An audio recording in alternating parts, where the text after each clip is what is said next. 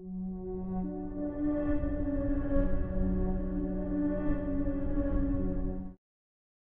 ever take a job thinking it'll be easy money, only to end up wondering if you'll even make it out alive?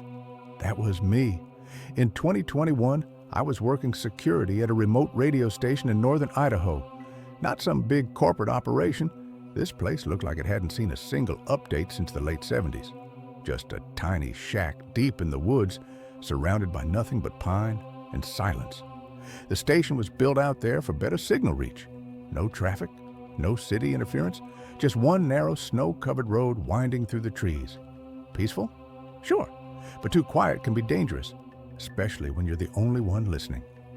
My shift was the graveyard, 11 p.m. to 7 a.m., 5 nights a week. The kind of hours where your brain starts to play tricks on you. Usually, I shared the building with some college DJ doing late-night shows. They stayed in the booth. I stayed in the lounge, checking the perimeter once an hour. That was the deal. No drama, no issues. Until one Friday night, when everything changed. That night, the DJ was a kid named Ryan. Talkative, always chewing gum, and way too into classic rock. We'd just started the shift when something flicked on the perimeter monitor. One of the motion lights had activated out back. Nothing new. Deer, raccoon, maybe wind. But when I checked the camera feed, there was nothing. No person, no animal, just the forest, still as death. I rewound the footage, watched it twice. Same thing. The light turned on, the camera showed empty woods.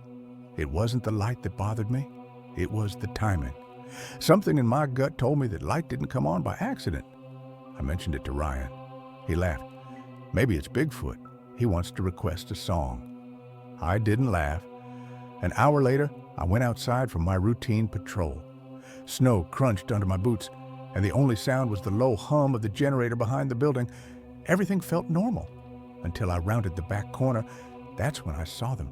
Footprints, barefoot, human, deep, leading toward the back wall, and then stopping, just stopping, no turn, no stride away, like the person had simply vanished into thin air. The prints were fresh. I stood there, breath steaming in the air, heart pounding in my ears. Someone had been right there, watching, waiting, and they were gone now. I bolted back inside and locked every door behind me. Ryan looked up. "You all right, dude?" I told him about the prints, how they stopped mid-snow. His face lost a bit of color. Then he said something I still think about. "You're not the first person to say something weird happened out here." He told me about another DJ, Cassie. Quit suddenly a few weeks before.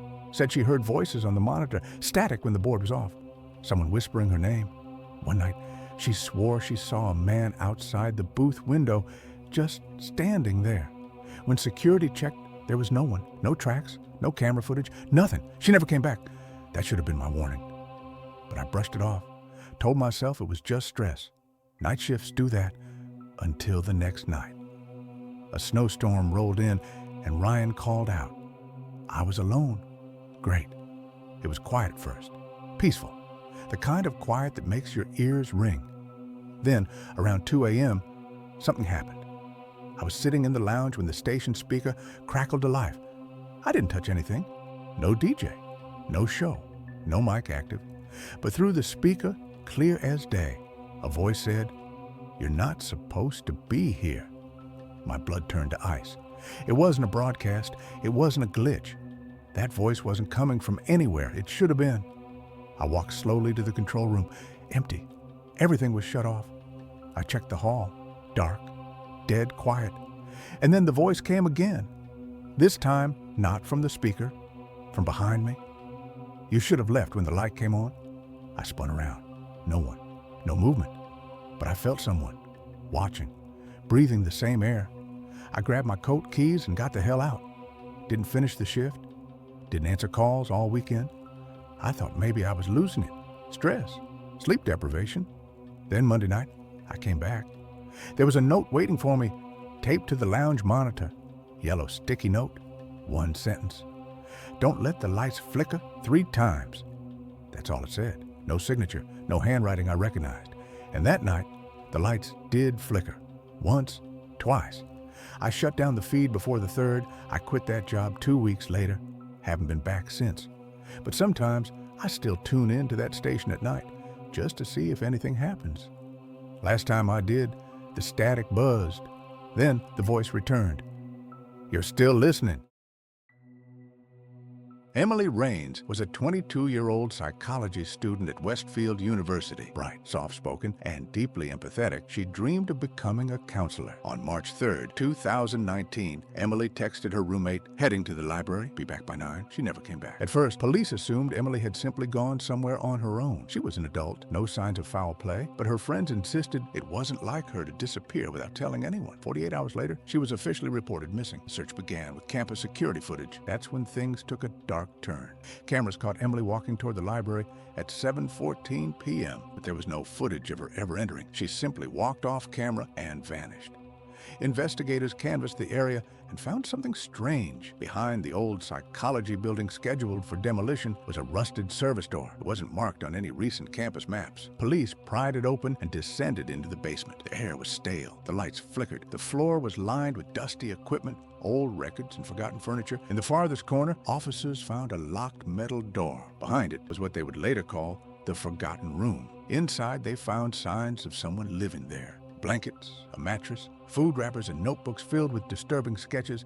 And then, under a loose floorboard, they found Emily's student ID, her phone, and traces of blood. DNA testing confirmed it. Blood was Emily's. Detectives widened the investigation and discovered that a man named Gerald Whitaker, a former janitor at the university, had been fired 8 years earlier after accusations of stalking a student. That student had since moved state. The university never pursued charges, but Gerald had never left the town. A search of his known properties turned up nothing, but then a tip came in from an anonymous caller. "He's in the tunnels."